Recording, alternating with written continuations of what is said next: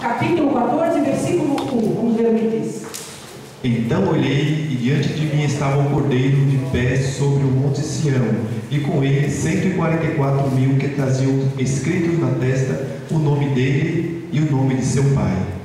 Olha só, João, lembra o que ele estava vendo? Um dragão, né? Com 7 cabeças, 7 cabeças e 10 chifres, e um outro animal estranho que aparentava leopardo, mas tinha pé de urso, e a boca era como de leão. Os bichos estranhos, né? Assustadores, um poder perseguidor.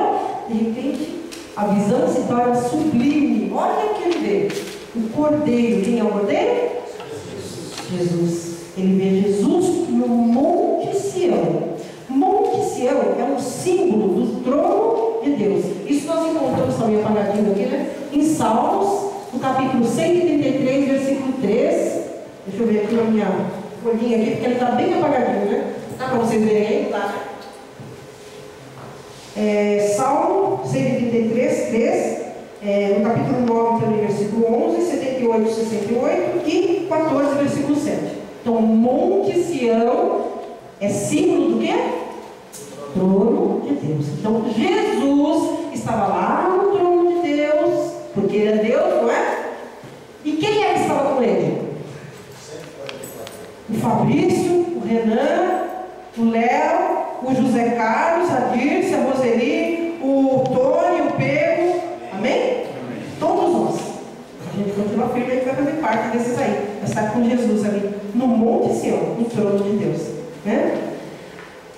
Eles tinham aqui o nome de Deus escrito em suas testas. Nós já vimos o que é isso. O que é que representa ter o nome de Deus escrito na testa?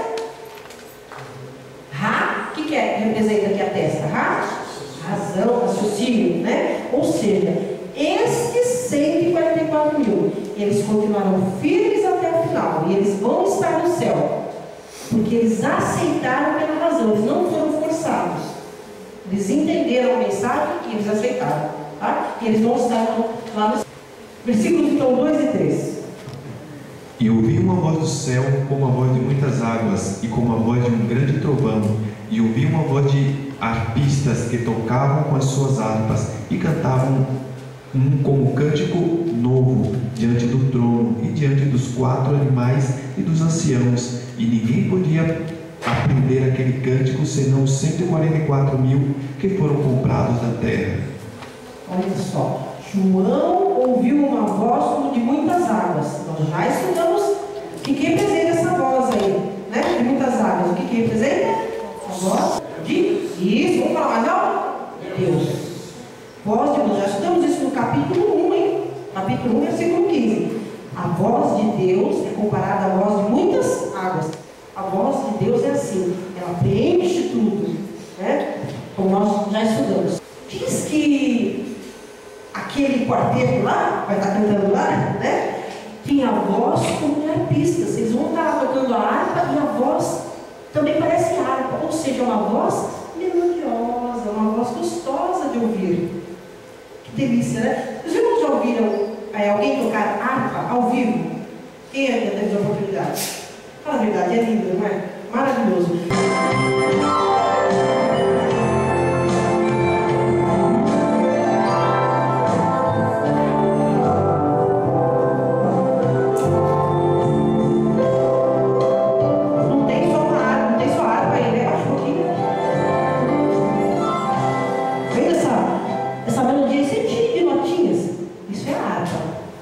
Gostoso, né? Infelizmente aqui não tem só harpa, tem um outro instrumento junto. Olha que gostoso. É só a gente tocando assim, ó. Que maravilha, né, Léo? É tão difícil fazer isso no piano, né? Imagina fazer isso na harpa, que gostoso. Todos nós, sabia? Todos nós, Maria Luísa, vamos tocar harpa. Se nós fizermos parte desse grupo, tá? E esse grupo tem um cântico novo. Que cântico é esse?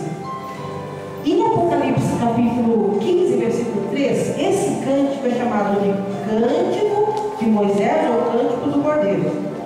E se nós formos lá no Êxodo, no livro de Êxodo, no capítulo 15, nós vamos ver que o Cântico de Moisés é um cântico de livramento.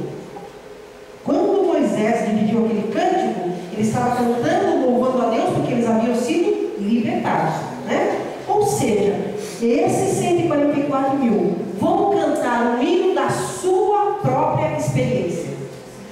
Esses 144 mil vão cantar esse canto que ninguém pode, porque ninguém passou pelo que eles vão passar. Então tem que ser, firme, tem que se apegar em Jesus para fazer parte desse povo. Nós vamos ver já as características, mais características desses 144 mil. Não vai ser fácil fazer parte desse grupo, não. Eu não quero passar pela morte. Eu quero ver Jesus vivo, mas eu não queria passar por esses momentos difíceis, não. Por essa angústia de Jacó que eles vão ter que passar. Mas Deus sabe o que é melhor para nós. Ele vai nos dar forças se querem passar, né? Tem que confiar em Deus. Vejam só que eles foram comprados da terra,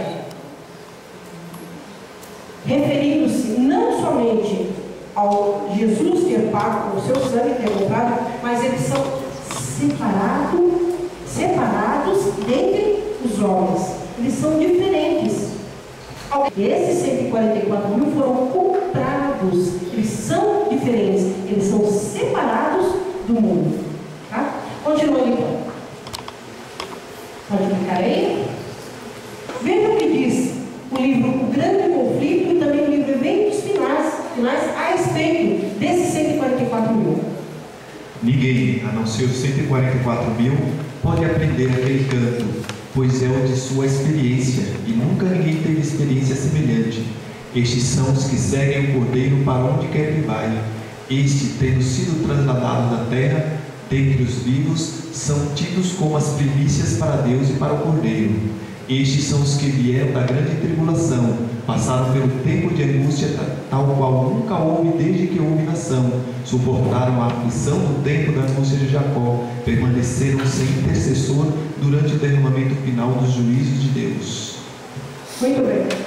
Estão vendo aí? Então esse cântico deles é um cântico da experiência deles. Então ninguém realmente pode falar do que você está passando, né? Esqueci seu nome disso. A experiência desses 144 mil vão passar. Só eles sabem contar. Por isso que diz que é um cântico que só eles, nem os próprios anjos, hein? Nem os anjos vão poder cantar esse cântico. Porque eles não vão passar por essa angústia que os 144 mil vão passar. Tá? Continuando então. Versículo 4 agora. Estes são os que não se contaminaram com mulheres, porque são virgens. Estes são os que seguem o Cordeiro para onde quer que vá. Estes são os que dentre os homens foram comprados como primícias para Deus e para o Cordeiro. Muito bem. Esses 144 mil não se contaminaram com mulheres. Mulher em profecia, o que é mesmo? Igreja. Para se contaminar com essa mulher, então, não pode ser uma mulher pura, né? Tem que ser a mulher adúltera. O Apocalipse fala de duas mulheres: a mulher pura, que é a igreja verdadeira, e a mulher adúltera, que é a igreja falsa. Esses 144 mil não se misturaram com essas mulheres, ou seja, a doutrina deles é pura. Não se contamine com doutrinas falsas, mantenha-se firme. E eles são virgens. Lá em Mateus, nós já ouvimos muito sobre essa parábola, né? Das 10 virgens. O que essas 10 virgens tinham nas mãos? Lâmpada. O que representa a lâmpada? Luz. Mas o que representa o que na Bíblia? A palavra de Deus. Lâmpada para os meus pés é a tua palavra. A lâmpada é a palavra de Deus. Essas 10 virgens, elas estavam ali preparadas, esperando o noivo, né? Só que aconteceu alguma coisa no meio. O que foi que aconteceu? Quem lembra da parábola?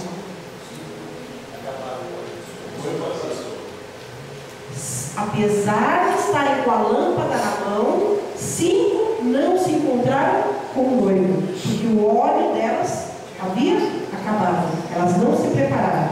Então, não adianta nós termos a Bíblia na mão, tá? E sairmos falando para as pessoas. Conhecer a Bíblia de capa a capa. Não adianta. Só isso não adianta. Nós temos que ter o azeite também. Quem é o azeite? O Espírito Santo. O azeite acima do Espírito Santo. Nós precisamos ter uma comunhão pessoal e diária com o Espírito Santo. Não basta ter a lâmpada. tem a Bíblia, né? Em suas estantes, em seus racks, em suas escrivaninhas, né? No escritório, em algum lugar, mas que não faz diferença na vida deles. Não basta ter a lâmpada, tem que ter uma experiência pessoal. E esses 144 mil, eles estavam com a lâmpada, mas tinha o que dentro? Azeite. Ou seja, eles tinham experiência pessoal com o Espírito Santo, né? Lê para mim, Tony, por favor, o que diz em 1 Coríntios capítulo 11, versículo 2. O zelo que tenho por vocês é um zelo que vem de Deus. Eu os prometi a um único marido, Cristo, querendo apresentá-los a Ele como uma virgem pura. Muito bem. Então, esses 144 mil está sendo comparado aí com uma virgem sendo preparada para o seu noivo. Nós, igreja, a mulher, né, a mulher pura, não devemos nos contaminar com doutrina de homens, doutrinas falsas. Tá? Se nós queremos fazer parte desses 144 mil. Vamos adiante. Mais uma coisinha que eu falei aqui, olha. Fala que eles são primícias. O que é primícia mesmo? Primeiro, quer dizer isso, né? Mas aqui, não quero dizer primeiro não, tá? Não quero dizer primeiro não. Quero dizer primeiro em termos de qualidade. Eles são especiais. Porque até nós vamos ver daqui a pouquinho, até o pensamento deles, olha só, Leandro, que difícil. Até no pensamento, próximo à volta de Jesus, eles não vão pecar. Versículo 5 agora. Mentira nenhuma foi encontrada em suas bocas, são imaculados. Olha só. Eu já ouvi dizer assim, essa mentira é uma mentira branca, né? Você costuma dizer, não mentira de nada. Mas se nós queremos fazer parte desses 144 mil, nós não podemos mentir. Óbvio, a gente vai procurar não ofender as pessoas, mas não devemos mentir, seja lá por que motivo for. Mesmo, Fabrício, você tem que perder o seu emprego. Não minta. Não vale a pena. E o que te espera depois, nossa, é muito bom. Não vale a pena mentir mesmo. E esses 144 mil não mentem. Não se encontrou mentira na boca deles, né? Vejam só, o que é encontrado com eles? Obediência, pureza, separação e veracidade e verdade. É só isso que encontram neles. Assim como quando Jesus foi crucificado, foi julgado, eles não tinham o que acusar Jesus. Esses 144 mil também não vão ter nada que os condene. Mesmo assim, uma multidão vai querer matá-los, né? Mas isso não vai acontecer. Versículo 6. Então vi outro anjo que voava pelo céu e tinha na mão o Evangelho eterno para proclamar os que habitam na terra, a toda nação, tribo, língua e povo.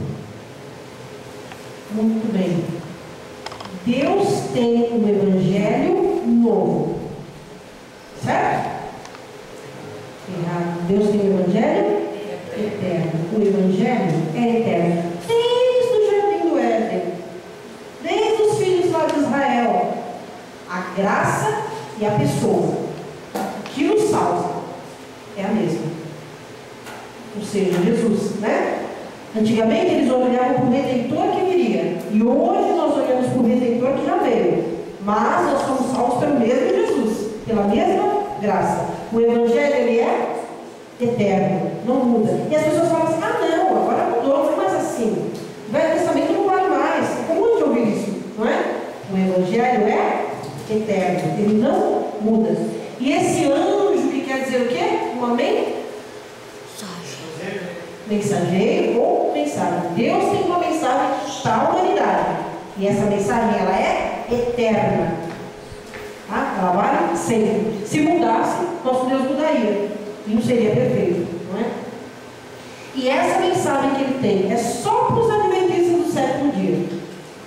É? Não. É para toda a nação, toda a tribo, toda a língua e toda a raça. As pessoas falam assim, aos adventistas não podem comer carne de porco. Tá certo? Não é o adventista. Na Bíblia não está escrito isso. Foi? Alguém falou alguma coisa aí? Quem foi? E isso nem só para o judeu, né? Os adventistas guardam o sábado.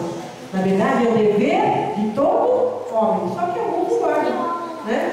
E essa mensagem, então, é para toda a raça, toda a tribo, toda a nação, toda a língua, todo o povo.